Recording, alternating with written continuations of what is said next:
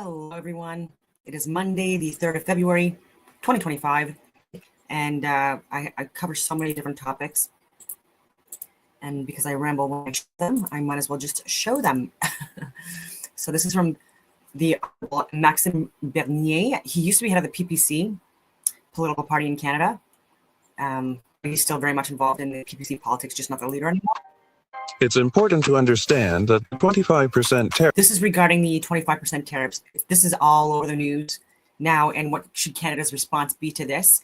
And I've listened to what Freeland has had to say. I've listened to what Maxime Bernier has to say, and what Pierre Poilievre has to say. And to be honest with you, Pierre Poilievre, I agree with pretty much everything he is saying at this point. And there are even some things that Justin Trudeau, one thing that he's done that I agree with regarding the tariff response, but most of it not good for us. Announced by President Trump today are not imposed on Canada. They will be paid by American consumers and businesses who buy goods imported from Canada. Tariffs are a tax, and Americans who will have to pay more or go without our products will be the first to suffer. Of course, Canadian exporters of these goods will, as a consequence, lose clients, contracts, and sales, and will be forced to cut down on production and lay off workers. Or they will lower their prices to keep market shares and will see their profits diminish. Because 75% of our exports go south of the border, our economy will for sure be very negatively impacted by this. The stupidest thing our government can do, however, to deal with this crisis is to impose the same kind of tariffs dollar for dollar against U.S. imports. The U.S. economy is 10 times bigger than ours, much less reliant on trade than ours, and much less dependent on our market than we are on theirs. Not only would retaliatory tariffs have much less impact on American exporters, they would immediately impoverish Canadian consumers forced to pay more for imported goods, as well as destabilize Canadian businesses that need inputs from the U.S. in their production processes. It would more than double the harm of the U.S. tariffs to our economy. Trade wars are bad for everyone, but they are much worse for a small country with fewer options. We simply cannot win a trade war with the U.S. It's very unlikely that Trump will back down. All we will do is provoke a massive economic crisis in Canada until we are forced to capitulate. Another self-destructive thing to do would be to set up giant pandemic-level bailout plans to support everyone affected by this trade war. This will simply bankrupt our governments even more than they already are and make us even weaker. So, what should we do? 1. Double down on efforts to control our border, crack down on fentanyl dealers, deport all illegals, and impose a complete moratorium on immigration to answer Trump's immediate concerns about Canada. 2. Tell the U.S. administration that we are ready to renegotiate North American free trade and put dairy supply management and other contentious issues on the table. 3. Wait and see to what extent Trump is willing to keep tariffs in place despite the harm it does to the U.S. economy. Despite his pretenses that Americans don't need our stuff, the reality is that on the contrary, they have other options for crucial resources like oil, lumber, uranium, and other minerals, etc. He will stop acting like a bully when he sees that he can get more results by sitting down and negotiating. 4. To reduce our dependence on the U.S. market, immediately implement an ambitious plan to tear down interprovincial trade barriers and help our impacted exporting industries find alternative markets in other countries. 5. Immediately implement a series of bold reforms to make our economy more productive, including reduce corporate and personal taxes, abolish the capital gains tax, abolish all corporate subsidies, get rid of excessive regulation, remove impediments to the exploitation and export of natural resources, drastically cut government spending, mandate the Bank of Canada to stop printing money, and start accumulating a gold reserve to prepare for the global monetary reset, which is likely part of Trump's plan. In short, instead of adopting a suicidal strategy to confront Trump, we must do what we should have done a long time ago to strengthen our economy and our bargaining position. The transition will be rough, but not as much as complete bankruptcy and disintegration. So that was Maxime Bernier's take on it. And I'm sharing that because I want to give you the different perspectives of the people that are heads of or were head specific political parties in Canada. I'm sure what Pierre said as well. Canada's products. And with President Trump's new tariffs on Canada's economy, it is reckless to remain so helplessly dependent on just one export market, the United States. Canada must also look to sell to other countries, and I found just the one. It is a country that needs Canada's products, and it sells things that we benefit from buying. It's a peaceful democracy with lots of resources and famously nice people. It shares our climate, culture, and would you believe it? Their official languages are French and English, just like us. There's only one problem. This country imposes massive trade barriers on us that cost about $5,100 per person. So which country is it that we should be pursuing as our new top trading partner? Switzerland? France? No. Our new top trading partner will be Canada. But don't we already have free trade with ourselves? Nope. It's actually easier for our businesses to sell to other countries than to other Canadian provinces. Trade barriers between Canadian provinces are actually more costly than trade barriers between Canada and other nations. The result is that we now trade more with the rest of the world than we trade with ourselves. In 2023, international trade was worth 66% of our GDP, while interprovincial trade was only worth 36%. That makes no sense. Economist Trevor Tomb estimated that eliminating all interprovincial trade barriers would boost Canada's economy by as much as 7.9% and generate an economic boost of $200 billion per year, or $5,100 per person. In 2022, Canadian provinces and territories sold nearly $600 billion to the U.S. and only $241 billion to each other. Trade barriers are standing in the way of Canadians doing business with Canadians. So what are these barriers? Well, some provinces have rules that discriminate against or block Canadian products from other provinces to favor politically connected corporations and power-hungry bureaucrats who profit from blocking customers from shopping around. For example, in 2012, Gerard Como was fined for buying alcohol in Quebec to bring it back to New Brunswick. He challenged it up to the Supreme Court, but the court wrongly denied his constitutional right to transport goods across provincial borders. A New Brunswick man that just wanted cheaper beer. He took his fight to the Supreme Court of Canada, but today was denied in a landmark ruling. Wow. You can do business more easily with Belgium than you can with another province in this country. What is the next step? Is this a political decision that needs to get tackled? What needs to happen? Well, it seems to me that it is a political decision. Often, provinces have contradictory health and safety regulations, which slow or block the moving of goods. Differing weights and clearances by provinces slow and stop truckers from shipping goods. For example, some provinces require certain trucks to only drive during daylight, but provinces can't agree on the definition of daylight. Construction zones in different provinces have different height limits and permits that are approved one day and can be voided the next. Therefore, our truckers can't efficiently move the massive machines and materials needed to build pipelines, bridges, and other big projects, or to portably move goods to your local store or your doorstep. The laws of physics are the same in every province. If a certain tonnage of weight is safe to carry in one province, it should be safe to do so in the province next door.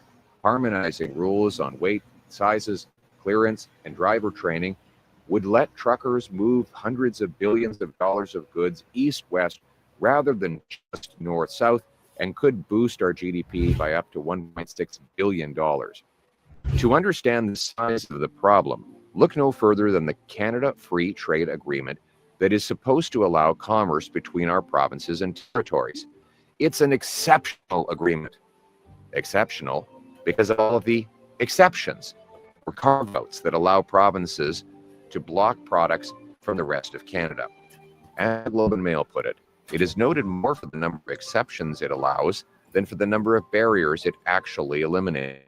Of the deal's 340 pages, 133 were needed to list those exemptions. The Montreal Economic Institute in 2023 counted a total of 245 exemptions across all provinces and territories.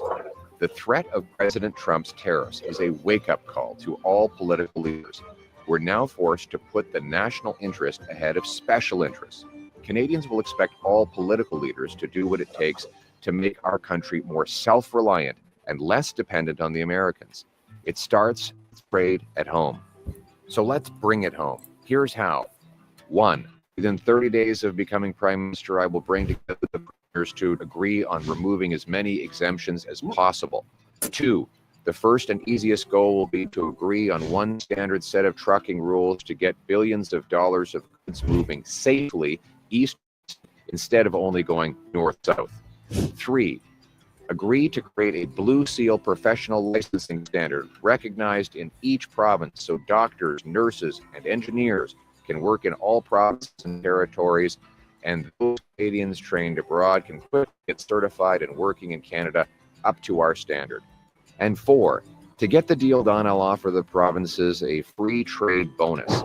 Every time a provincial government removes a barrier, my government will calculate the resulting boost in GDP and give the increased federal tax revenue to the province for schools, hospitals, or whatever else the premiers choose. I have been saying this for years, even in my letter to Pierre, I think it was like either 2019 or the 2021 one, how the provinces, they need to create ways of harnessing the resources they already have within their provinces and creating like an economic surplus, which is so easy to do in Canada. I just don't understand why we're doing these equalization payments and have not provinces and overly it's just, there's so much more we can do. Scotiabank estimates that removing all trade barriers would generate $15 billion a year in extra federal government tax revenue. It's a win-win. That's a lot of money that the federal government could pass on to provinces that open up their markets voluntarily to other Canadian companies. Because this bonus would only be paid out of boosted government revenues from free trade, it would not add to the deficit or to your tax bill. Free trade in Canada will not be enough to displace the massive U.S. market, which is the biggest economy in the history of the world. But we must start bringing home more business, take care of ourselves, and escape our helpless dependency on forces out of our country and out of our control. That means he's very aware that Canadians and Americans, but Canadians especially, will be profoundly impacted by these tariffs that have been put in place. And but it's also a chance to do what he's doing now, creating more of a surplus and more jobs and resources for Canadians interprovincially. Building more pipelines, rail lines, transmission lines, and speeding up ports to sell more at home and abroad. Mm-hmm. We must take back control of our lives. And then also like import and export opportunities with other countries. Right? He's right with that as well, with China, with Germany, with Japan. And country. Canada first, Canada last, Canada always. Let's bring it home. Yeah, love this. So yeah, a lot of similar trends between Maxime Bernier and Pierre, but except Pierre, like I feel like he's a little bit more diplomatic in this. He's not name calling. He's not calling Trump ridiculous names. So I'll give you Chrystia Freeland, who is the leader of the Liberal Party, who was the deputy prime minister and the finance minister, again, like the worst in the history of Canada.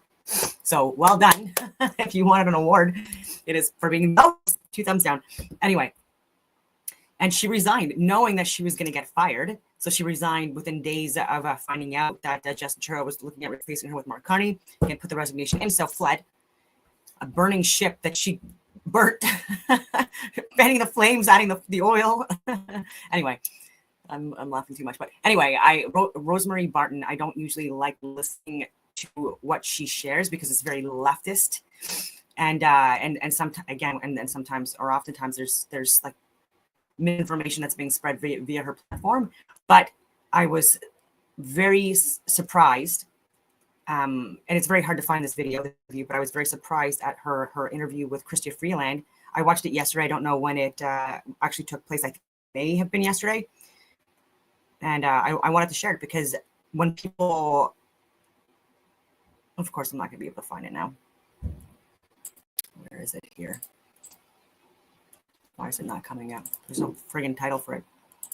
Yeah, anyway, here we go. I watched this. So this is from CBC News. Again, I usually don't lecture the leftist media because there's a lot of propaganda, but I was very impressed with her yesterday. Like, this is one of her better interviews. Anyway. A joint statement just moments ago on Trump's tariffs, saying no matter who is elected the next party of the leader, they vow to stand up against these, quote, unjust tariffs. Well, former Deputy Prime Minister and Finance Minister Chrystia Freeland was at the table the last time Trump tariffed Canada, and she also, of course, helped to renegotiate the new NAFTA. So keep in mind, this is like the equivalent to like CNN for the US. And so it should be like the equivalent of like a Rachel Maddow. I spoke to her earlier this morning about the government's response this time around and, of course, her bid for the Liberal leadership.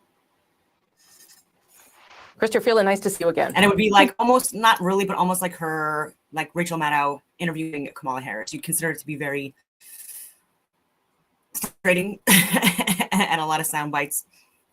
No real substance, but anyway. To be with you, Rosemary. I keep talking. I want to start obviously with the tariffs that are going to come into effect on Tuesday. The federal government has responded saying there'll be a total of $155 billion worth of counter tariffs. Do you think that this is the right response for this moment? Absolutely. I think we as Canadians need to really recognize the gravity of what has just happened. This is an illegal and unjustified action. This is a betrayal of America's closest friend and best ally. This is economic warfare, and it is incredibly important for us to hit back and to hit back hard. I know that that's what we are doing as a country. By the way, you can look at her eyes. She keeps on looking down and center. It means she's reading. So again, this is pre-scripted anyways, and she has her. Great to see the premiers stepping up. It's great to see regular Canadians stepping up. Yeah. I think that the Americans are going to be really surprised by how strong and how resolute Canada is. The president also, as you know, in that executive order said, if Canada puts in counter tariffs, I will consider escalating the tariffs. How do you weigh the risks knowing that that's the kind of threat that is coming down the pipeline? The only thing this president recognizes is strength. We have to hit back, we have to hit hard, and we have to be smart about it. And our retaliation will and must activate Americans.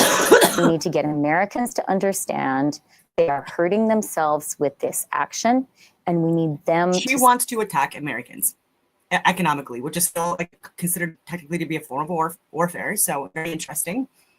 Start getting loud. And it has already started, Rosie. The USW, the United Steelworkers, have come out and said, this is a really bad idea.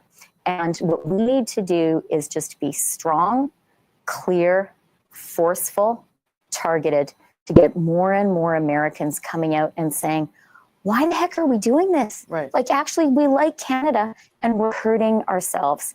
That needs to be our relentless focus. So does that mean that you will not any longer put out policy positions in this leadership campaign that are different from the federal government? Because there is an element of potential confusion, obviously, when people are doing that. Are you just going to get behind what everyone is doing at this stage and no longer talk about specifics that you would take on?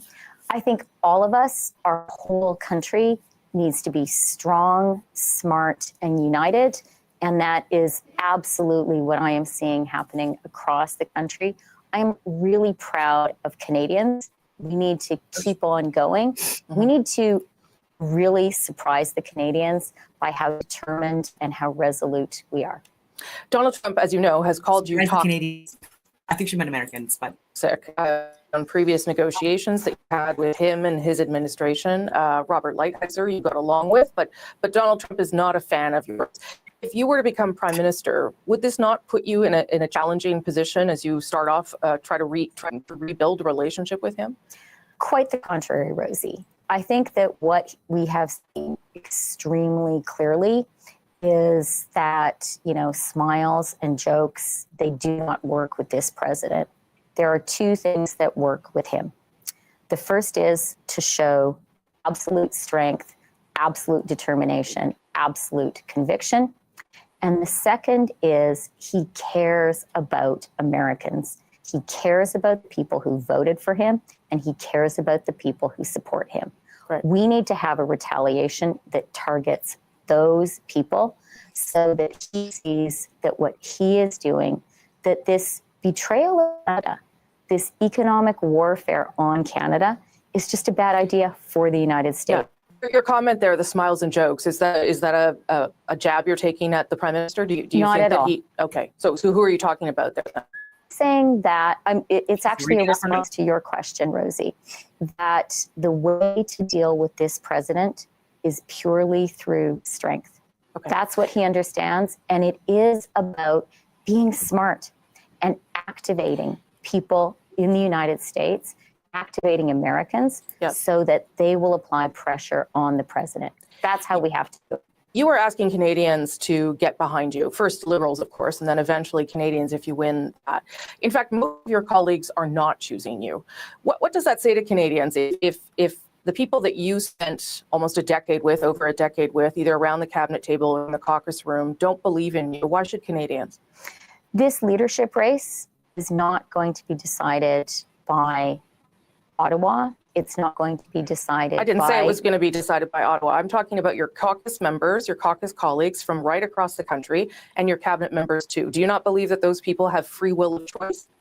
Oh, of course they do. And I am so grateful to the very strong caucus and cabinet colleagues who are supporting me. Mm-hmm. But at the end of the day, this race is and should be about who grassroots Liberals choose to support. That is who I'm focused on. And I'm focused on reviving the grassroots of the Liberal Party, making the Liberal Party more democratic. And what I've been focused on, Rosie, from day one, I have identified from day one, is that the central challenge that Canada is facing today is Donald Trump. That is how I launched my leadership, because I could see this coming. And I have been very clear from day one. Everyone could see it coming too. Well, I will say, Chris, you're feeling, my colleague Catherine Cullen, that you're running against the Ottawa establishment. The establishment you have been a key part of for a decade. Why on earth would anyone believe the claim that you are against the establishment, that you are not part of the establishment? Look, I think that people can see very clearly the dynamics of the race. But the reason that I'm asking people... That's not what my question was. I said, why would people believe that you are not part of the establishment, given the proximity you had to the Prime Minister for a decade? Are you actually just saying that because that is the only possible way for you to win at this stage? Rosie, not at all. And I think it's important for people to remember that I resigned. I'm the minister who had the courage to do that. I'm the minister who saw that we needed to be relentlessly focused on the threat that Donald Trump posed. Would you not have had a better... And Rosie, I'm not just saying that today.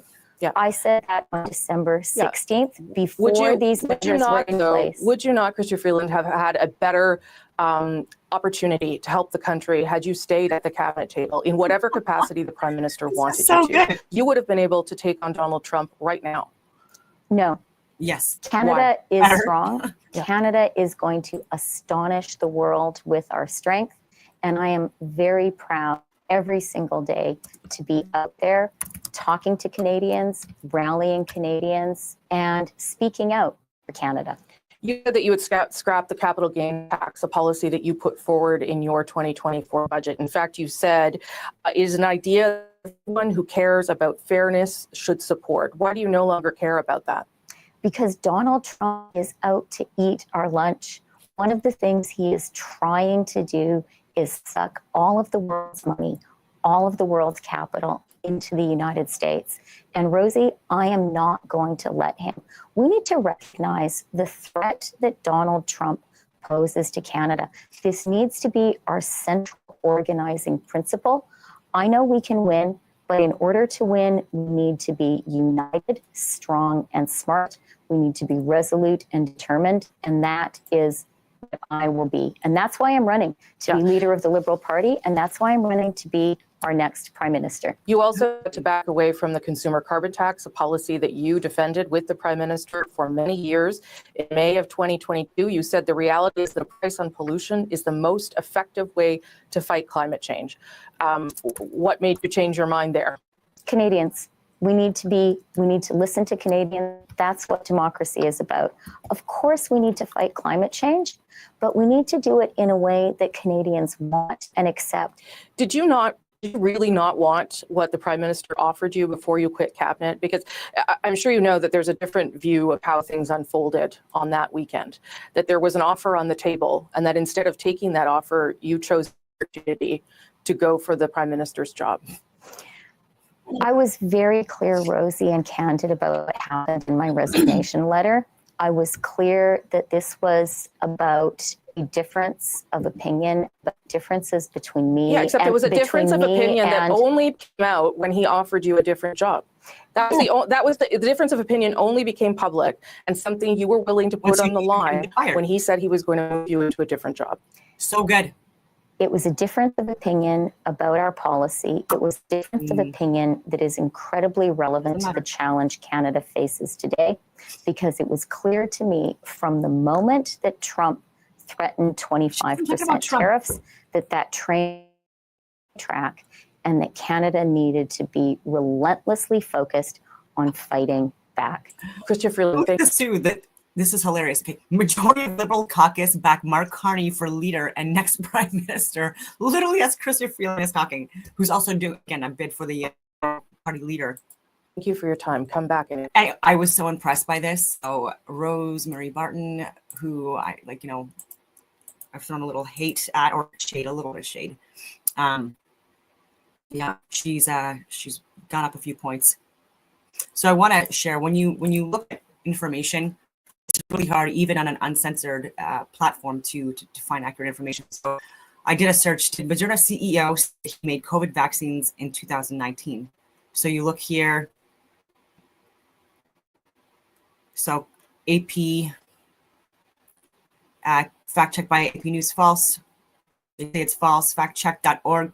Post misrepresents Moderna CEO, works on vaccines. Same thing. Moderna CEO did not say 100,000 COVID vaccines.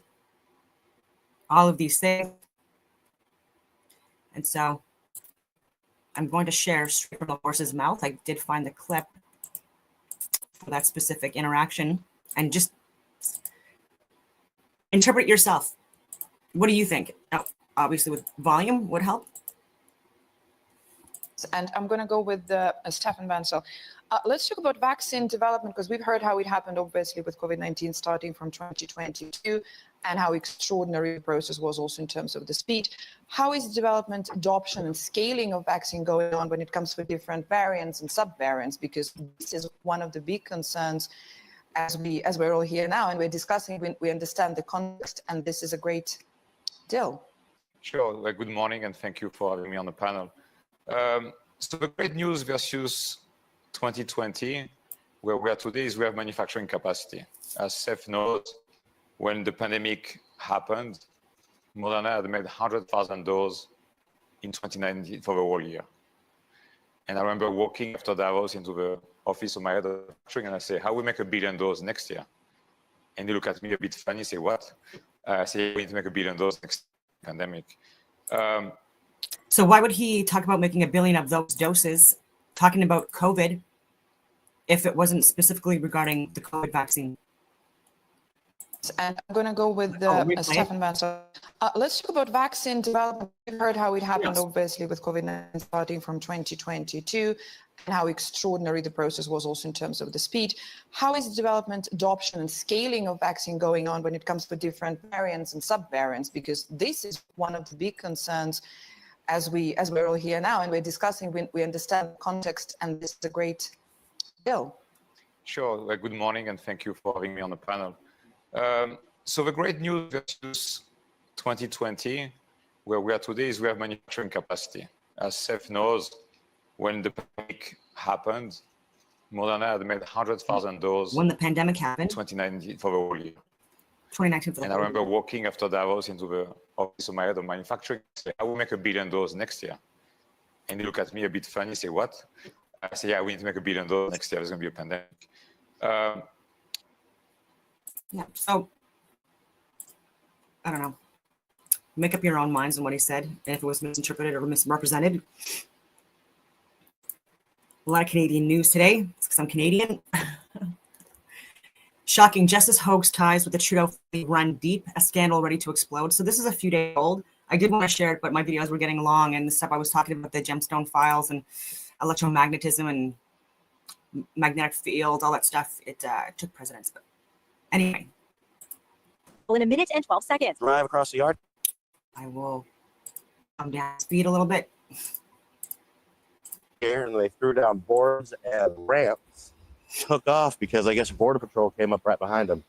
Bombshell news here in Canada. Welcome back to Moose and Loose. My name's David. Today's top stories here, a couple here. So first up, we got some updates on the Liberal leadership race. We've got one of them dropping out. I think this has all been planned as a fundraising scheme. We have Donald Trump and his tariffs. Alberta might be getting exempt from this because Danielle Smith has been doing the right thing. And the big bombshell news is Justice Hogue's report. Were her findings honest in saying that there's no traitors in Canada? Or has she been serving Justin Trudeau for the last 10 years, but for the last couple decades? This runs deep. Let's jump into this. First off, we got this one posted by Kirk here. It says Donald Trump confirmed tariffs are coming to Canada. As you can see here, the Canadian dollar starting to plummet. This is not looking good for Canada. We've also got this one from BRICS News. It's just in. President Trump issues warnings to BRICS and throws 100% tariffs if they attempt to replace the U.S. dollar. So the BRICS nations here, they've been talking about going back on the gold standard. I believe the Americans left the gold standard in 1971, but basically the American dollar is used all around the world, and they want to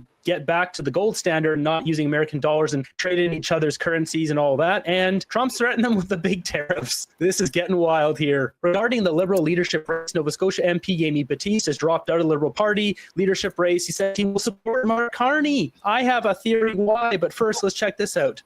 The Liberal leadership race just got a little tighter and a little smaller as Nova Scotia MP Jaime Battiste says he is bowing out of the contest, which means these are now the 5 candidates still in the running. Let's just take a look at this for a second. So Amy Battiste is out. And I think the reason why he ran, he knew he wasn't going to win. There's no chance. But I think he ran because he was able to fundraise from the Indigenous community of Canada. And then that money now is gone into his coffers. And by giving up on the race, that money goes to the Liberal Party.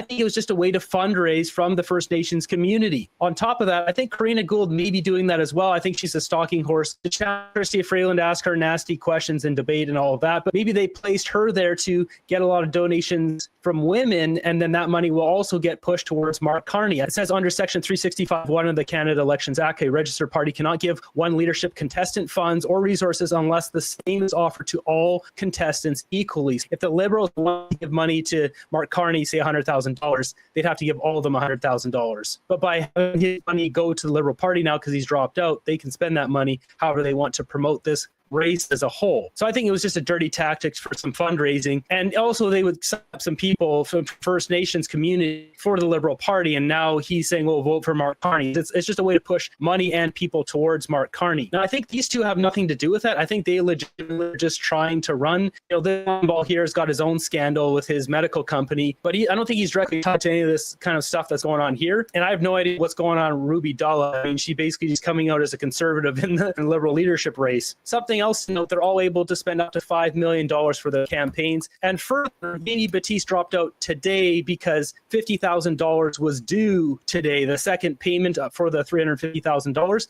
They put in $50,000 initially, what is it, like a week ago, which is refundable. The $50,000 that goes in today is non-refundable. So basically is a way for them to not waste any of his funds, but get some First Nations signing up as Liberals and getting some of their money and then sending that all over to Carney here through the loophole. At least that's my hypothesis. Karina Gould says she'd cut the GST from 5% to 4% for 1 year to give people a break. She'd also raise the corporate tax rate from 15% to 17% for businesses that make more than $500 million annually. And Gould promised to give more teeth to the Competition Bureau. These are weak. Like, come on, this is what you're going to do to get people's vote. cut the GST 1%, but keep the carbon tax in. Get out of here. We've got this video going around, which was on CBC, which CBC had deleted. I'm sure many of you have seen this already. There's more to this story. I've been digging around. And for anyone who hasn't seen this, so this guy here is a former CSIS senior intelligence, and he's saying that the Hogue report is nonsense and there's definitely foreign interference. She was saying there was that there was some concerning behavior amongst MPs, but there was no evidence that anyone was plotting against Canada's interests, and also saying that the extent to which foreign interference has succeeded and permeating our democratic processes and institutions should not be overblown. I'm wondering how you are processing the information we've just heard. Very, very, very disappointed. I have been in the field investigating those things. I have been there with my colleagues trying to sort of stop foreign interference when the prime ministers ignore us and the warning and the evidence that we brought. What I heard today from this press conference, very, very disappointing, because I'm wondering if we were listening to the same witnesses when she was receiving all these witnesses. We heard some very, very disturbing testimonies of literally foreign interference, or literally also some lack of action coming from the people in the know, the people who knew about it and should have been capable to do something about it. I was hoping that she would be a little bit more severe about how much the elected officials, and particularly the government, has dragged their feet in the process. Just note that the government, he's calling it out here that the foreign interference is real, and Justice Hogue here seems to be covering something up. Just wait. She said the government was slow to react and sometimes was a bad communicator. That is an understatement. That is an understatement how much this government, and previous government as well, not only this current one, but the mandate has been, and she was very precise, and when she says that she found no evidence that elected officials purposely or intentionally decided to work with foreign state, well, I would say return to your books, because we have plenty of evidence at CSIS and the RCMP. Wow. This is coming from the former CSIS intelligence officer here. Call out Justice Hogue that she's full of crap with that report. She was talking about over 100 testimonies that came in front of her during the Hogue Commission. But if we return to the parliamentary committees, it's over 300 experts that went in front of various parliamentary committees.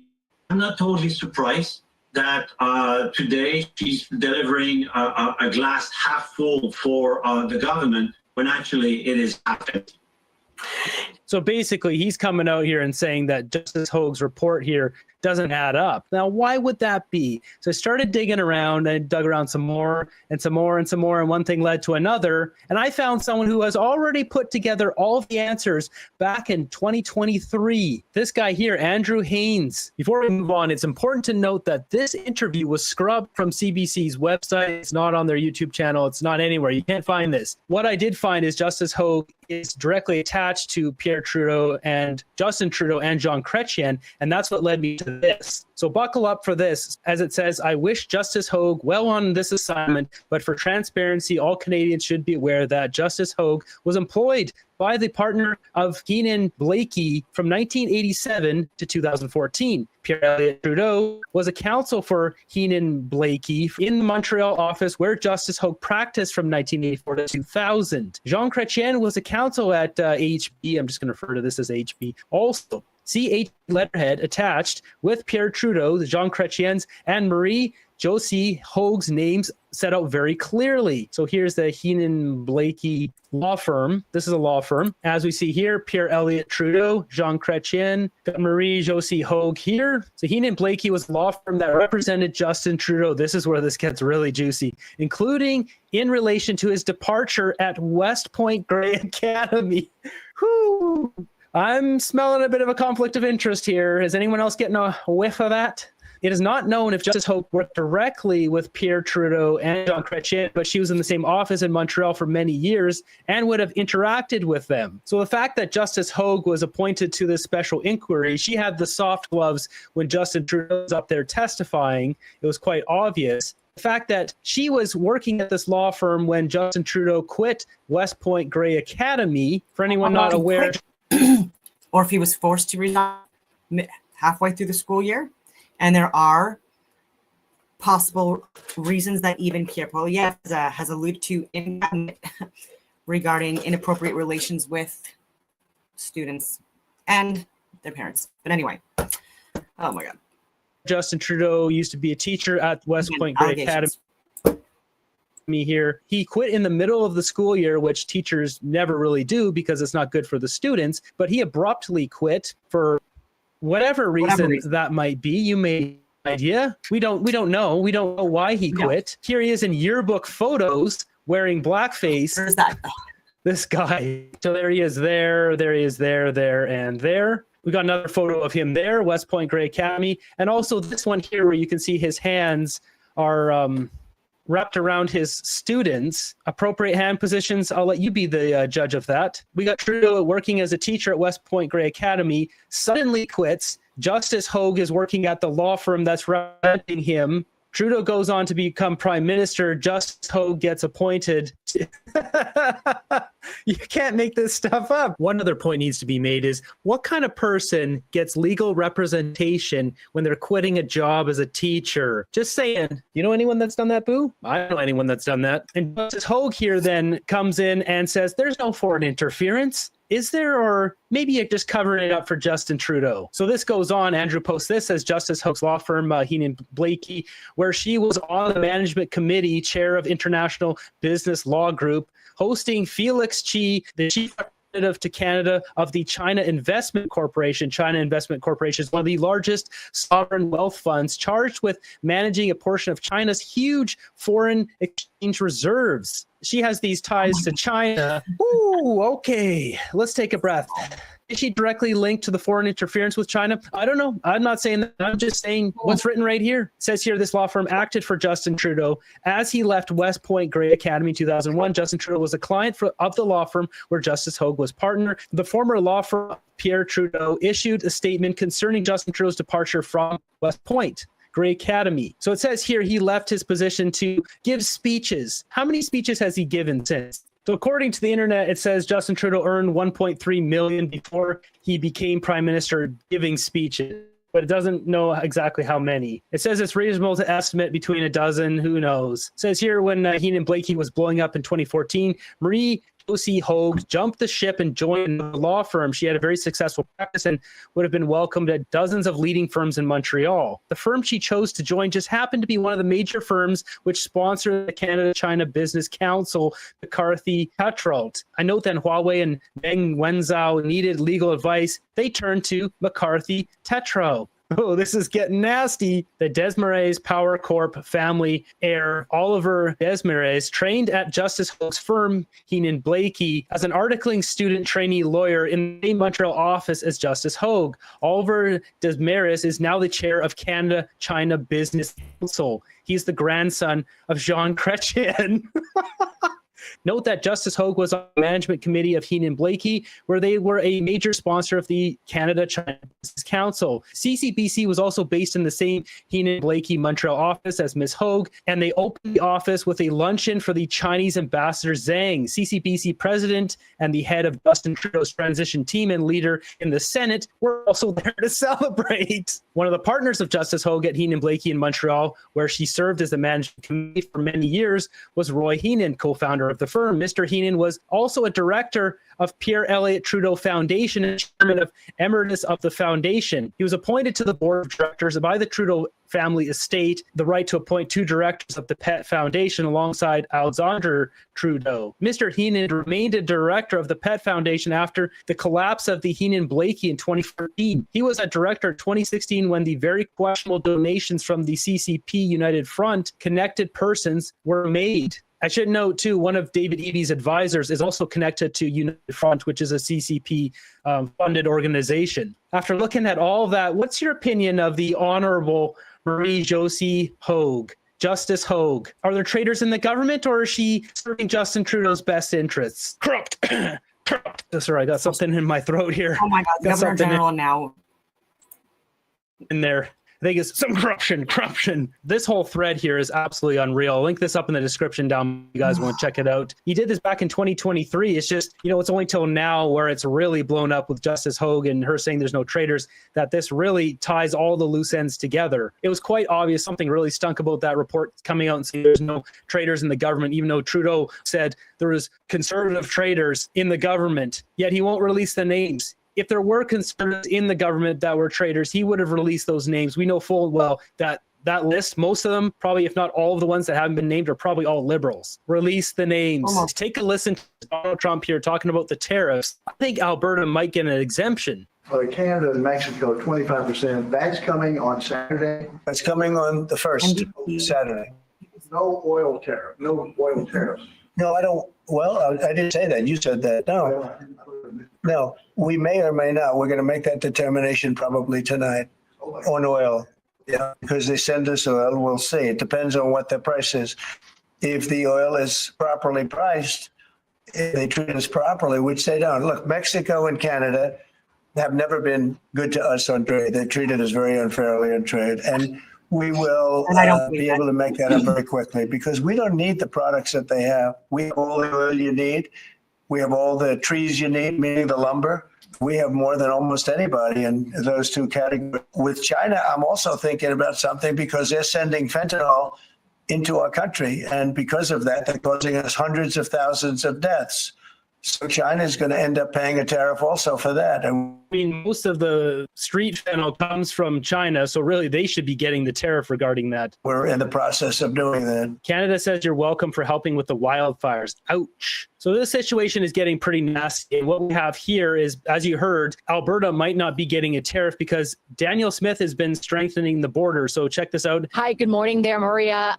Canada is America's biggest trading partner. Goods and services flowing across the northern border here, tally more than $900 billion in a single year, according to the latest government data. So that intention from President Trump to impose a 25% tariff on Mexico and Canada, garnering a lot of attention here in Canada and a lot of immediate action from the federal government as well as from the province of Alberta, where we are. The province's premier, which is similar to a state's governor, called for yesterday the appointment of a national border czar, which would serve as the counterpart to our Tom Homan.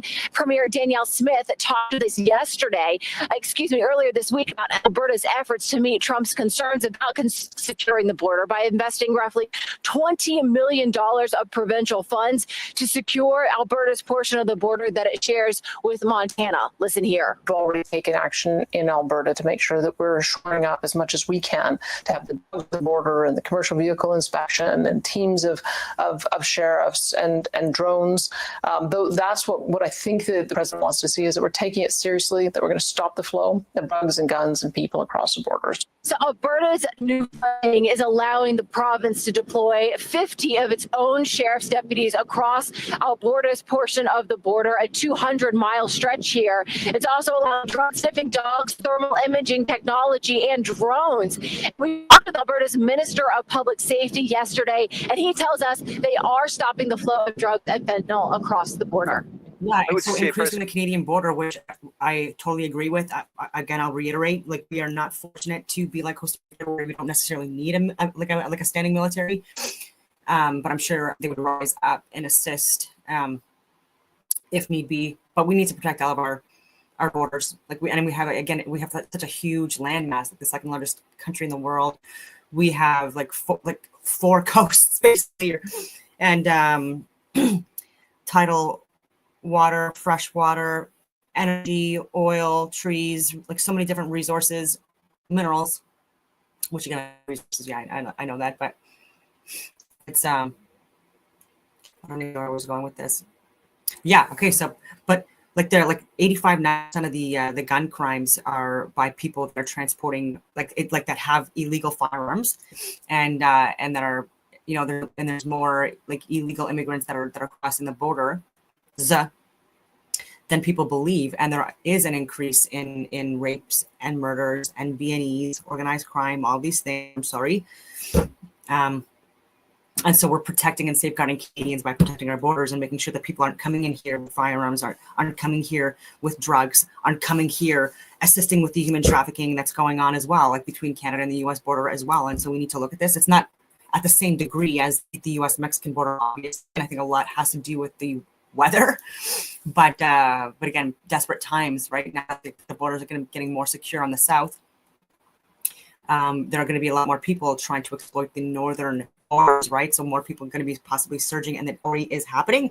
And so, yeah, we should be defending our northern border as well, or our northern coast.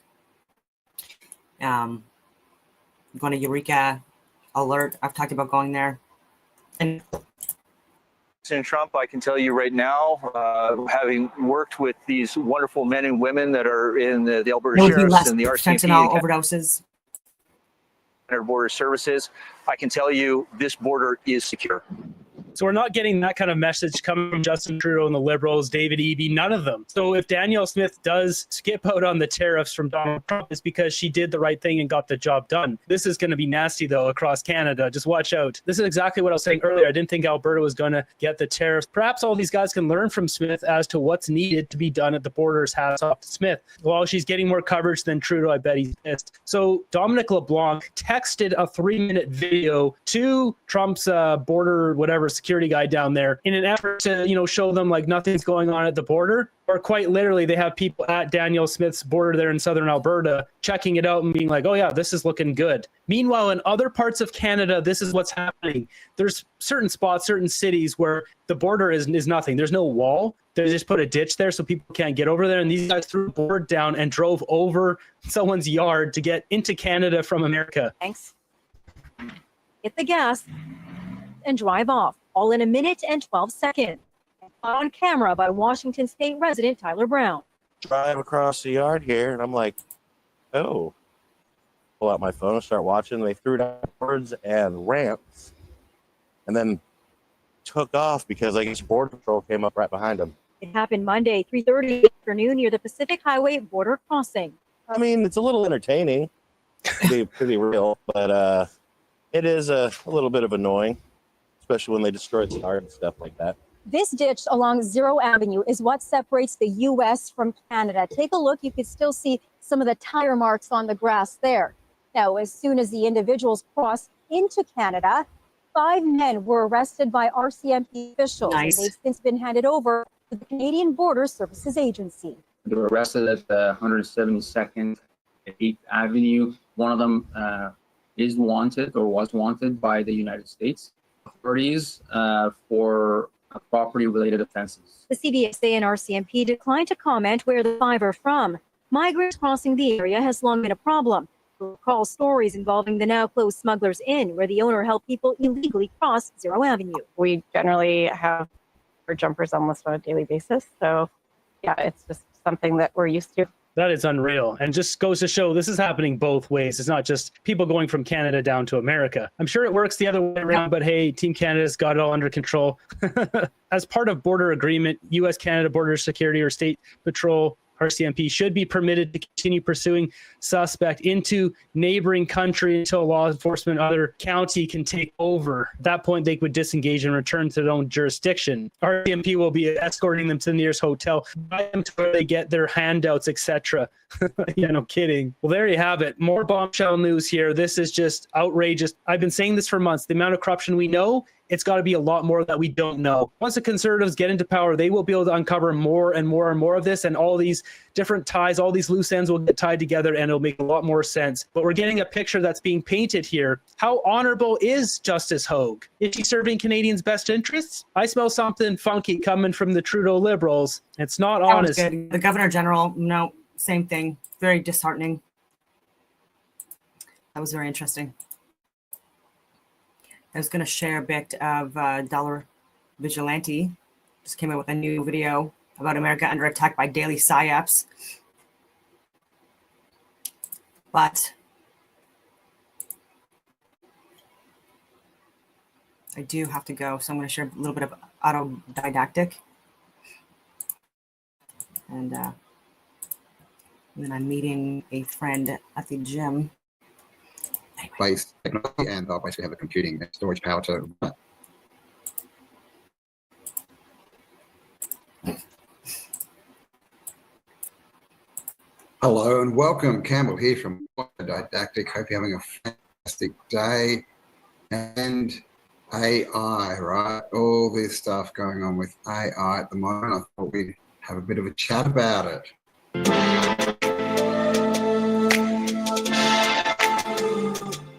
So everyone has heard that the Don, the new American president, has started a new company and is promising to put $500 billion into it. And this company called Stargate is going to basically build infrastructure for AI so that companies in America can develop more AI-based technology, and they'll basically have the computing and storage power to run it. And of course, Stargate is also the name of an operation that is, they say, is now closed, and it's a CIA operation, much like Oracle, which is part of Trump's Stargate project. Oracle was also started by the CIA and then moved out into a private company. And then we also have this other thing that's called GATE, which is for gifted children. And this was a program run through schools, the schooling system. I think it's actually still going, but it was definitely around in the 70s and 80s. And a lot of people now are remembering that they actually were part of this project, but they had forgotten. Like, they didn't have the memories until this information started resurfacing again. So we're going to have a look into the GATE program as well and what that is. And then, of course, there's Mr. Gates, right? We all know Billy Boy. So there's all these gates, all these connections for gates. So let's have a look at what all these things are and how they are all intertwined with each other. It's the largest AI infrastructure project by far in history, and it's all taking place right here in America. As you know, there's great competition for AI and other things, and they're coming in at the highest level. We're joined by Oracle executive Larry Ellison, SoftBank CEO, my friend Masa Yoshi-san, and CEO of OpenAI, and I would say by far the leading expert based on everything I read, Sam Altman. So that's great that you're coming in together. That's a massive group of talent and money.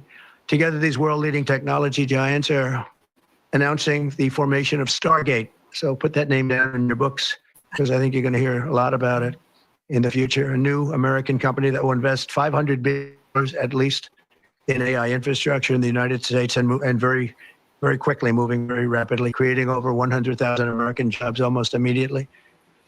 It's my honor to welcome three of the world's leading technology CEOs. And in the case of Larry Ellison, it's well beyond technology, it's sort of CEO of everything.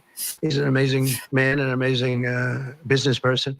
Ellison was a talented but impatient programmer, desperate to find something of his own to control.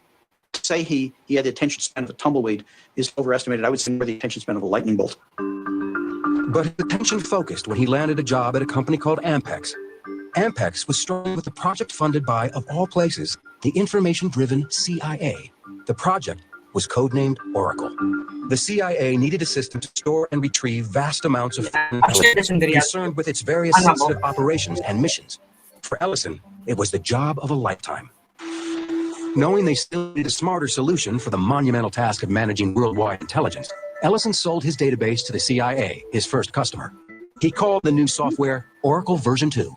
A big part of Oracle's business is harvesting and then selling customer data. And it looks like Oracle might actually be better at this business than Facebook, Microsoft, Amazon, and all of the rest, because a class action lawsuit has been brought against Oracle, accusing them of tracking over 5 billion people across the globe. I know, I was shocked too. Who would have thought that Oracle, of all companies, would have had one of the largest data sets on the world's population ever? You know, this must really be upsetting to Zuck. Homie came here from another galaxy to study our species, learn how to smoke meats, yet he's getting bested by a company that's barely even recognizable these days. So how did Oracle manage to acquire this data on pretty much the entire world? Well, Oracle and other data brokers act as a central node in the ad tech network where massive volumes of personal information on the world population is aggregated and used to identify and profile individuals for targeted advertising and other commercial and political purposes. And the worst part about all this is how deeply embedded Oracle's tracking is into so many different technologies. Like, at least with Facebook, if you want them to track you, just don't use Facebook's products. Pretty easy to do. Uninstall their apps. Don't use WhatsApp or Instagram because Facebook owns those too, and you're done. Don't want Amazon to track you? Okay. Don't use Amazon. Don't use AWS. Don't use it personally. Don't give those websites your personal information. Done. But if you want to avoid Oracle tracking you, well, I have to go to the Amish or get into some kind of self-sufficient community because pretty much every website is using one of Oracle's products, and their influence is basically invisible. The police will be on their behavior because even with that Bill Gates, his AI company, they rent their servers from Oracle. I would have talked about this before in videos as well, but this is all new information. we're constantly recording, watching and recording everything that's going on. Citizens will be on their best behavior because we're constantly recording and reporting everything that's going on, and it's unimpeachable. The cars have cameras on. I think we have a squad car here someplace. But those kind of applications using AI, we can use AI and to monitor the video, take control of the situation. We have, same thing. We have drones. We just, if there's something going on in a shopping center, and I'll stop. A drone goes out there, go there way faster than a police car. There's no reason for, by the way, high-speed chases. You shouldn't have high-speed chases between cars. You just have a drone follow the car. It's very, very simple. So that's Larry Elliston. As you can see, he's right into his monitoring and his AI. And, with what he's saying, basically, he wants AI to be the new overlord, right? He wants it to make the decisions, to film everyone, and to keep us on check. His first customer, they say, whether that story is true or not, was the CIA. But there's lots of rumors that they weren't his first customer, that Oracle was actually started by the CIA. So leave me a comment as to what you think about that little theory. But the CIA also had a project called Stargate. And this is from the CIA website. This document provides a broad overview of the three main activity areas: foreign assessment, external research, and in-house investigations of the Stargate program. It is intended to provide background for the upcoming briefing on May 5th, 1992 to the, whatever that is. Our primary focus of the Stargate effort is on anomalous phenomena, to include parapsychological and related biophysical interactions, that is, telepathy, remote viewing, and psychokinesis. And it says here that in the 1991 Authorization Act, the Defense Intelligence Agency, or DIA, was identified as executive agent for initiating a new program to investigate parapsychological anomalous phenomena. A funding level of $2 million was authorized for the DIA to undertake specific research and other activities relative to this activity. And the results from these efforts were publicized and led to a greater awareness of some psychological factors that are conducive to enhancing parapsychological effects. They're testing people and seeing if they can, invoke these different parapsychological effects, like astral traveling and remote viewing and telekinesis and all this kind of stuff. And Dr. Robert Jean, Dean of the Aerospace Science Department, also established a small parapsychological team at Princeton universities. And he is still exploring psychokinesis, precognition, and remote viewing. And some of the early parapsychological effort, that is remote viewing at SRI and at Princeton University, did examine the potential for describing geographical targets at various distances. So this is remote viewing, basically where they get people to go out and remote view these different places. So they want basically for spying, right? For spying on the enemy and seeing what they're up to. So weaponizing these different senses that people, have naturally. And here it just says that they're having problems. A lot of people don't believe the results they're getting or they're waiting. And down here, the Behavioral and Brain Sciences, 1987, presented a balanced view of the research. Some of the articles presented reasonable cases for anomaly demonstrations.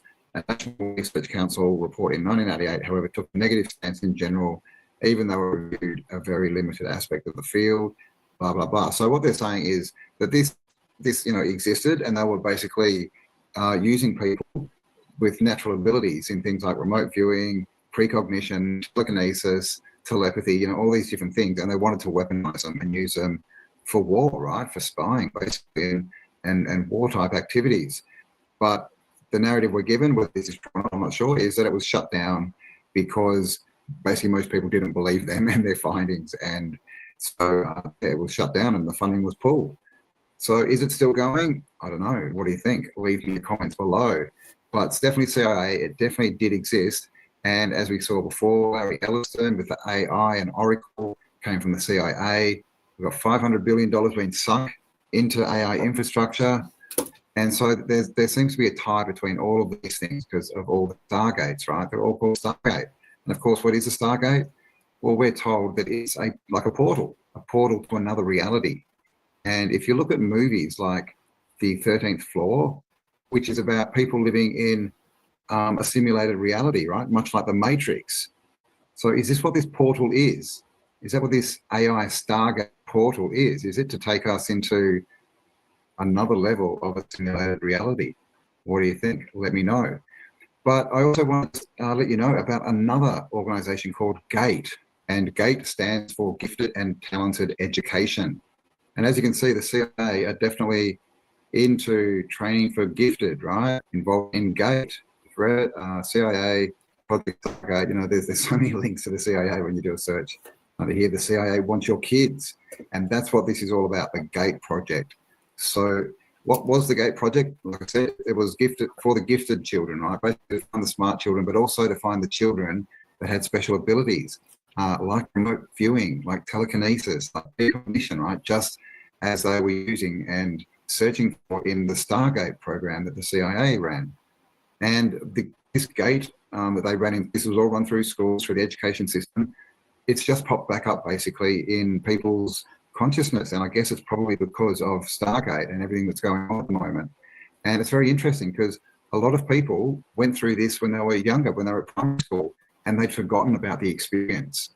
And now that it's come back in and there's videos made, a lot of people are seeing these videos and remembering that, yes, they actually were in this GATE program, right? So what happened there? A lot of people are thinking that they've had their memories tampered with or something, or maybe they were shut down. But also, is this where they were finding all their recruits, right, for the Stargate program? Let me know what you think. But let's have a look at a couple of these videos about GATE. Hey, y'all, here's another one that might tie in with the GATE program. I remember this vividly.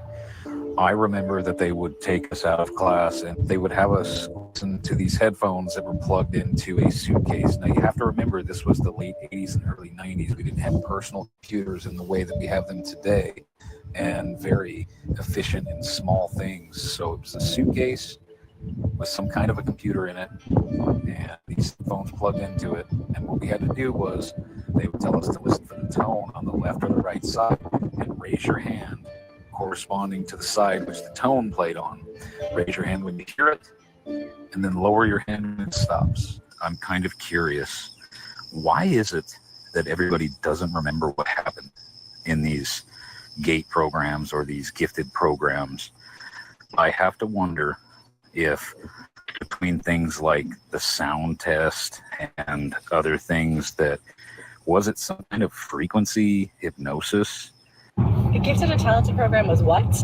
So it's been all over my For You page that the Gifted and Talented program was actually an experiment. There's been some speculation that there were some agencies that were doing this to children who showed certain levels of aptitude in different areas in order to maybe train them for future endeavors. When you think of organizations with classified documents and doing things like astral projection, examining consciousness, beings from other places, all of that. This is kind of all within the realm. If you were in the GATE program as a kid, remember that pink liquid that they would give you to drink? If yes, you have to see this. So on the original video where we were all talking about this, a lot of you guys were bringing up the pink drink that they gave us. And I was like, Starbucks has a really popular drink named the pink drink. So I was like, you know what? Let me just look and see if there are any connections. And there always is. Did you guys know that Starbucks operates a special location at the 3-letter agency's headquarters in Langley, Virginia? The baristas are not allowed to put names on the cups. The employees undergo undergo extensive background checks. The store is located within a secure compound, accessible only to authorized individuals. Stealthy Starbucks was put in 2006. Their secret menu started gaining traction about 4 years after that Starbucks was put in there. Anyone want to take a wild guess at what the first drink on the secret menu was? If this video makes no sense at all to you, this is your hint. It really makes you wonder. And I'm not a person that believes in coincidences, and where they do happen, there's not as many as there are here. This is for entertainment only. I'm completely crazy. Don't listen to a word I say. So I've been digging more into the GATE program. I was in the GATE program from like 92 to 95 approximately. And what I found out is there's these theories that basically it was like a sorting process. So somehow they would kind of get a profile on you. They would find out that maybe you are thirsty or maybe you have some sort of psychic abilities, and then they would place you in this program. Well, in this program, theorized what they were doing was they were trying to ascertain whether you could be used in some of these secretive programs. For example, they might see if you're compliant, they might see if you're obedient and you can kind of follow orders. So anyways, what people have noticed is that out of the GATE program, there's like two batches of people. There's one batch of people that became incredibly successful in their lives. They like became, bank heads, they became lawyers, they became doctors, incredibly successful. And then there's this other group, and it's like the group that was like rejected. Okay, the group of rejects, so to speak. Now the theory is maybe this group of rejects, maybe they were actually very talented, but maybe they weren't as compliant. Maybe they weren't as compliant to the matrix, the system, okay? So what these people have found is that a lot of these people, the second batch people, have actually kind of been the opposite. They found that their lives have been incredibly unsuccessful despite being highly intelligent people, highly creative people, and somehow they encounter block after block. It's like they don't have any outside support or resources to really bring them up in life. So let me know if that was you and your experiences. So that is the GATE program, Gifted and Talented Education. So our question, does that bring back enemies for you? Like, were you in the prize? It was, his chief of staff, Susie Wiles, and the person who helps manage things for me, Larry Cohen. So the four of us out there, and it was quite wide ranging. Global health is the area that I work in, and such amazing things have happened, can happen there. I spoke a lot about HIV and that the foundation's literally working on a cure for that. We're at an early stage, and so he, in the COVID days, accelerated the vaccine innovation. So I, was asking him if maybe the same kind of thing could be done here, and we both got, I think, pretty excited about that. We talked about polio, where we're very close to getting that done, but if you stop, it'll spread back. And so I explained why it's been tough in Pakistan, Afghanistan. We've had cases show up in Gaza. We have cases in Africa, and he was fascinated to hear what he could do to maximize the chance that during the next 4 years, that incredible milestone will be achieved. I felt like he was, energized and, looking forward to helping to drive innovation. I was frankly impressed with how well he showed a lot of interest in the issues I brought up. We need to meet a new constraint, and that constraint has to do with CO2. CO2 is warming the planet. And the equation on CO2 is actually a very straightforward one. If you sum up the CO2 that gets emitted, that leads to a temperature increase. And that temperature increase leads to... Okay. Enough of that. I'm going to do one more clip, and then I'm going to take off. The person that was supposed to meet at the gym is a little delayed, just about 30 minutes, and so I really like this video. The hard part about 2025 is Trump is going at breakneck speed, and everybody who was on the left and that was hard left still thinks it's like a crazy Nazi regime or some nonsense. But bro, you guys thought that there wasn't people transing kids, and that was wrong. They are doing it. You guys thought that there wasn't millions and millions of dollars going to completely BS reasons for the sake of Ukraine to get the politicians rich, and that was happening. You guys thought the thing was real. That was a lie. You guys are wrong about the vaccine. You guys are wrong about masks. You guys are wrong about immigrants just wanting a better place to do it when we know that they're bringing in terrorists and emptying their prisons to put them here. You guys, you want me to keep going? You guys are wrong about Russia collusion. You guys are wrong about Joe Biden crime family. You guys are wrong about the Hunter Biden laptop. You guys are wrong about the very fine people on both sides. You guys were wrong about the Covington Catholic kid. You guys were wrong about Trump's health. You guys were wrong about Trump's wealth. You guys were wrong about his taxes. Even from the beginning, you guys are wrong when you thought that he said that all Mexicans are rapists. I can keep going for another 30 minutes probably. I always say your guys' hatred of Trump is like a pyramid of bricks, right? But when you zoom into any of the individual bricks that were like the headlines or the lie, and you just evaluate it for like 7 minutes, you're like, okay, well maybe not that one. That one didn't have, but like all of them are that way. But because we don't have time to go brick by brick and dismantle your entire pyramid of hatred for Trump, why don't you just... The same applies for any people that are leaders of like more right-leaning parties, right? There's left and right, part of the same bird, but left and right political parties all over the world. Shut up for a little while. In your worldview, the thing that you thought was going to be happening, all the other countries have outlawed now. You're not allowed to trans kids, okay? They think it's wrong in other countries. They call it abuse and all the other countries that you think are like more left-leaning than ours, okay? So we're catching up to them, right? So you were complicit with abusing children. That's what happened. You castrated kids, bro. That's what happened. You let dudes and women sports and they got the crap kicked out of them. Their skulls got fractured. That's what happened. You guys wanted the borders wide open because who doesn't deserve to have a shot? And now they're murdering our citizens, okay? Okay, so here's a coloring book. Here's some crowns. Why don't you go sit in the corner and shut up for like 6 months and just see what happens? And guess what? If you cave on any of those things and you actually just do a little bit of research and you come back to us and you go, hey, I actually watched the video of the Charlottesville thing and you're right. Trump was not actually saying that Nazis were fine people. He explicitly condemned them, Ross. And then I started looking at the other stuff. Deconstruct your own pyramid for the love of God. And guess what? We'll be buddies. Why do you think Joe Rogan and Elon and all these other people, Tulsi Gabbard, all these people that were Democrats, RFK Jr., why do you think they came to our side, bro? Deconstruct your pyramid. God bless you. Shut up. Anyway, on that note, I will leave it at that. And I hope that everyone has a wonderful rest of your day.